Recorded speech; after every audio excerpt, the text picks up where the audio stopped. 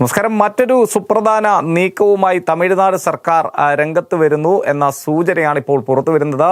മുഖ്യമന്ത്രി MK സ്റ്റാലിൻ്റെ പ്രത്യേക നിർദ്ദേശപ്രകാരം തമിഴ്നാട്ടിൽ ഹിന്ദി അടിച്ചേൽപ്പിക്കുന്നത് നിരോധിക്കാൻ ലക്ഷ്യമിട്ടുകൊണ്ട് സുപ്രധാനമായ ഒരു ബില്ല് നിയമസഭയിൽ അവതരിപ്പിക്കാൻ ഒരുങ്ങുകയാണ് തമിഴ്നാട് സർക്കാർ എന്നതാണ് ഏറ്റവും പ്രധാനപ്പെട്ട ഒരു വിവരം. നിയമനിർമ്മാണം നടത്തുന്നതുമായി ബന്ധപ്പെട്ട് വിദഗ്ധരുമായി ചൊവ്വാഴ്ച രാത്രി അടിയന്തര യോഗം മുഖ്യമന്ത്രി ഉൾപ്പെടെയുള്ള നേതാക്കൾ ചേർന്നതായും ബന്ധപ്പെട്ട വൃത്തങ്ങളെ ഉദ്ധരിച്ചുകൊണ്ട് ദേശീയ മാധ്യമങ്ങൾ റിപ്പോർട്ട് ചെയ്യുന്നുണ്ട്.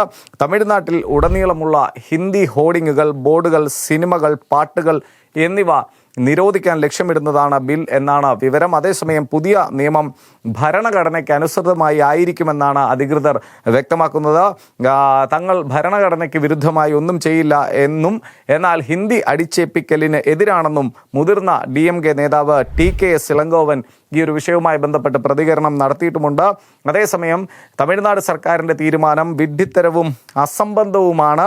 ഇത്തരമൊരു നീക്കം സംസ്ഥാന സർക്കാർ നടത്തുന്നത് രാഷ്ട്രീയത്തെ അല്ലെങ്കിൽ ഒരു ഭാഷയെ ഒരു രാഷ്ട്രീയ ഉപകരണമായി ഉപയോഗിക്കുന്നതിന് തുല്യമാണെന്നാണ് BJP നേതാവ് വിനോദ് സെൽവം പ്രതികരിച്ചിട്ടുള്ളത്.